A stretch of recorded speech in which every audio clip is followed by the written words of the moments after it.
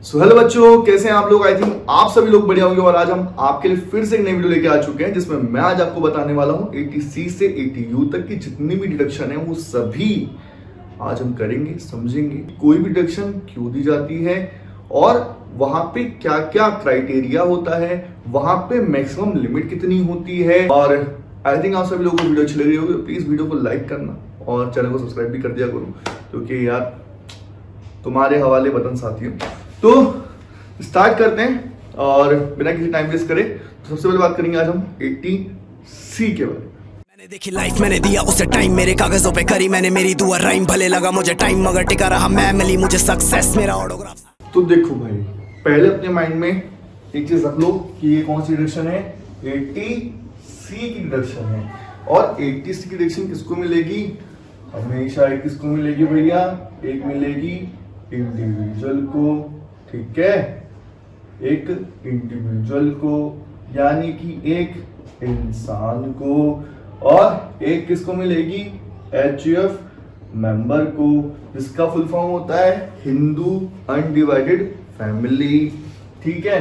तो ये चीज हो गई कि किसको मिलती है। अब इसकी मैक्सिमम लिमिट कितनी होती है सर, मैक्सिमम लिमिट कितनी होती है, ये होती है 1.5, कितना 1.5 लाख यानी कि 1,50,000 रुपए। और ये क्या है, एक अप टू लिमिट है, ठीक है, यानी कि 1,50,000 तक। अब ये क्यों मिलती है, ठीक है, क्यों मिलती है भाई, क्यों मिलती है ये तो बता दो।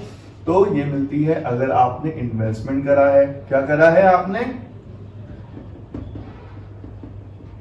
इन्वेस्टमेंट करा है, किसमें, LIP में, ठीक है, और किसमें करा है, NSC सर्टिफिकेट बॉन्ड्स में, ठीक है, या आपने क्या करा है, कंट्रीब्यूशन करा है, किसमें, कंट्रीब्यूशन टू RPF फंड में। यहां पे किसका नहीं आता, यहां पे एक एम्प्लॉयर का कंट्रीब्यूशन नहीं आता, यहाँ पे किसका आता है, यहाँ पे आता है भाई साहब एम्प्लॉय का आता है, ना कि एम्प्लॉयर का, क्योंकि भाई SSC यहाँ पे एम्प्लॉय होता है ना कि एम्प्लॉयर होता है, ठीक है। अब RPF भी हो सकता है, स्टैट्यूटरी प्रोविडेंट फंड भी हो सकता है, यहाँ पे डिपॉजिट पब्लिक फंड भी हो सकता है, और यहाँ पे क्या हो सकता है और बताओ। हाँ, अगर कोई पेरेंट्स अपने चाइल्ड के एजुकेशन में, यानी कि चाइल्ड एजुकेशन एक्सपेंस की बात भी कर रहे हैं यहाँ पे, तो ये भी इसके अंदर ही आता है। अगर कोई भी, हाँ, उसका इंटरेस्ट की बात कर रहे हो यहाँ पे, ठीक है, एक्सपेंस में इंटरेस्ट की बात समझना। तो कोई भी पर्सन अगर इन सब में से किसी में भी इन्वेस्टमेंट कर रहा है तो उसकी टोटल वैल्यू, उसकी टोटल वैल्यू स्पेलिंग से लिखेंगे ना, हाँ, टोटल वैल्यू, टोटल वैल्यू जल्दी बताओ, टोटल वैल्यू क्या होनी चाहिए, क्या होनी चाहिए, जल्दी बताओ। अगर 1,50,000 से ज्यादा होगी, अगर 1,50,000 से ज्यादा होगी, इसको ऐसे लिख लो चलो, ठीक है, अगर इसकी टोटल वैल्यू 1,50,000 से ज्यादा होगी तो डिडक्शन कितनी मिलेगी, 1,50,000 ही मिलेगी, क्योंकि अब तो लिमिट है ना ये। अगर 1,50,000 से ज्यादा है तो आप 1,50,000 दे सकते हैं, और अगर 1,50,000 से कम है तो जितना भी है उतना डिडक्शन दे दो, बात खत्म करो यहाँ पे। अब हम बात करेंगे यहाँ पे 80D के बारे में। तो 80D कब दी जाती है, तो समझो भाई, दूसरा है हमारा 80D। तो 80D दी जाती है भैया मेडिकल इंश्योरेंस प्रीमियम कि अगर कोई इंडिविजुअल और HUF पर्सन, ठीक है, अगर वो क्या कर रहा है, अपना मेडिकल इंश्योरेंस प्रीमियम पे कर रहा है तो उसको कितनी डिडक्शन मिलती है, जल्दी बताओ, कितनी मिलती डिडक्शन,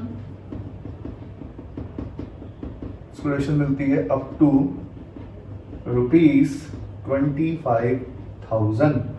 ठीक है, कितनी मिलती है? 25,000। और अगर मान लो, ठीक है, ये तो तुम्हारा क्या हो गया, 60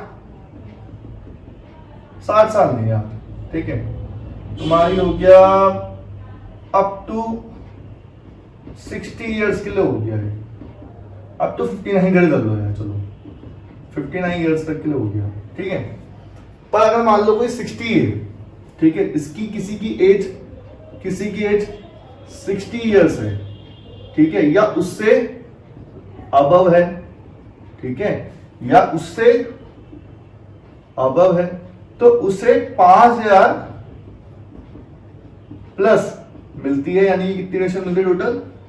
30,000 की, अप टू 30,000 रुपीज रेशन उसको उसमें मिलती है। ठीक है, ये वाली बात क्लियर होगी कि कितनी मिलेगी भाई मेडिकल इंश्योरेंस प्रीमियम में एक इंडिविजुअल को? Up to 25,000। और अगर उससे ज्यादा उम्र का बंदा है, यानी कि 60 साल है या 60 साल से ऊपर है, तो उसको मिलेगी 5,000 ज्यादा, यानी कि लगभग 30,000 तक रेशन उसको मिलती है। अब हम बात करेंगे यहाँ पे 80E के बारे में। तो 80E कब दी जाती है भाई? 80E दी जाती है आपकी, मान लीजिए अगर आपने कोई पेमेंट करी है, ठीक है, इंटरेस्ट की पेमेंट करी है, interest payment for higher education loan, अगर आपने कोई एक हायर एजुकेशन लोन लिया है, उसमें अगर आप इंटरेस्ट पे कर रहे हो, तो उसमें एक इंडिविजुअल को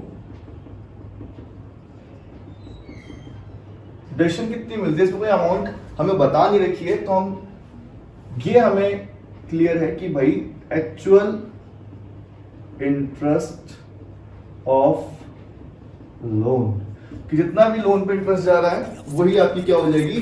डिडक्शन की वैल्यू हो जाएगी। लाइफ मैंने दिया उसे टाइम, मेरे कागजों पे करी मैंने मेरी दुआ राइम, भले लगा मुझे टाइम मगर टिका रहा मैं मुझे सक्सेस मेरा माइक। अब हम बात करते हैं आपकी 80QQB के बारे में। ठीक है, बहुत लोगों ने सुना भी होगा इसको और बहुत लोगों ने डिडक्शन दी भी होगी। 80QQB, 80QQB की डिडक्शन मिलती है, ठीक है, इनकम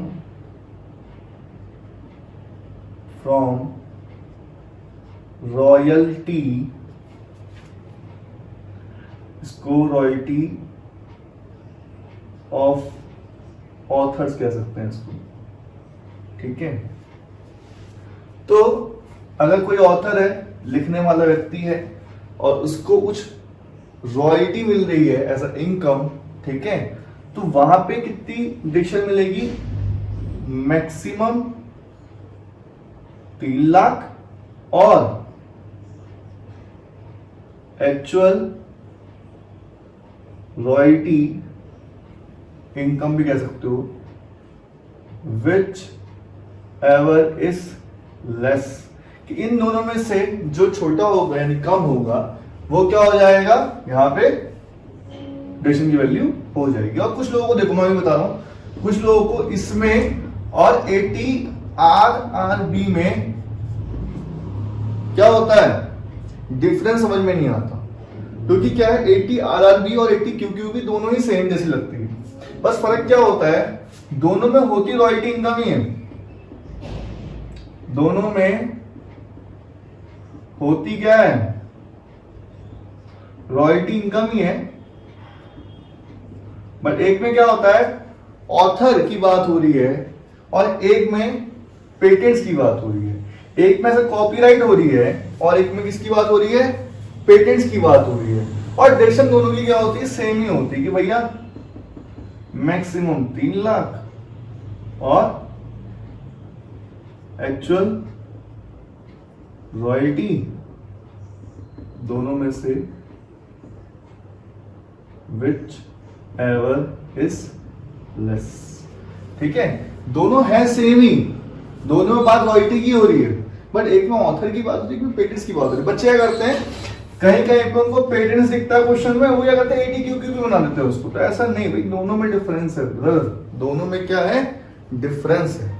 अब हम बात करने वाले हैं आपकी सबसे इंपॉर्टेंट के बारे में जिसमें लोग कंफ्यूज होते हैं, और वो है 80TTA। अब जो आपकी 80TTA है, इसकी डेफिनेशन मिलती है interest received on saving bank account. कितनी मैक्सिमम लिमिट है इसमें भाई? अप टू कितनी? 10,000 रुपए। कितनी? 10,000 रुपए, यानी कि 10,000 तक आपको किसमें मिलेगी? डेफिनेशन मिलती है अगर आपको इंटरेस्ट मिलता है सेविंग बैंक से। पर इन केस अगर आपको पोस्ट ऑफिस सेविंग अकाउंट खुला है, आपको पोस्ट ऑफिस सेविंग बैंक में अकाउंट खुला है और वहां से आपको कुछ इंटरेस्ट मिल रहा है, तो उसकी डिडक्शन या उसकी एग्जेम्पशन बोल सकते हैं इसको हम। उसकी एग्जेम्पशन कहां मिलती है? कहां मिलती है? पहले ही आप क्या कर सकते हो, उसे इनकम फ्रॉम अदर सोर्सेस के हेड में जाके 3500 तक क्या कर सकते हो? लेस कर सकते हो, या कह सकते हो 3500 तक मैक्सिमम डिडक्शन ले सकते हो। उसके बाद अगर उससे ओवर होती है, जितनी भी ओवर होगी वो क्या हो जाएगी? टैक्सेबल वैल्यू हो जाएगी। ठीक है, ये चीज का ध्यान देना, आप लोग इसे क्लियर कर लेना अपने माइंड में। ठीक है, और ये समझ में आ गया तो बात करते हैं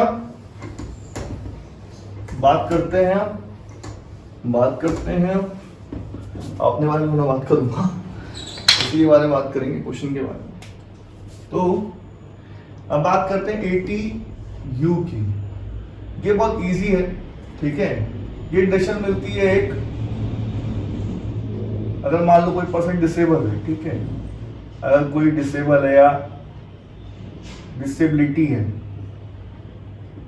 ठीक है, अगर किसी पर्सन को डिसेबिलिटी है, ठीक है, तो लगभग कितनी है? मान लो अगर 80% तक है बॉडी में, अगर 80% डिसेबल है तो उसे मिलती है 75,000 रुपीज। ठीक है, और अगर कोई मान लीजिए मोर देन 80% है, यानी कि मोर 80% है, 80% ज्यादा है, तो उसे डिडक्शन मिलती है लगभग 1,25,000 रुपए। ठीक है, तो आज मैंने आपको डिडक्शन बता रखी है, आपको आई थिंक समझ में आया होगा। कुछ डिडक्शन बची हुई है, जैसे बची है 80G बची है, 80GG बची है और 80DD बची है। आई थिंक आप सभी लोगों को वीडियो अच्छी लगी तो प्लीज वीडियो को लाइक करना, अगर आप चैनल में नए हो तो जाके सब्सक्राइब बटन दबा दो और शेयर कर दो वीडियो को। मिलते हैं नेक्स्ट वीडियो में, तब तक के लिए क्या, सी यू।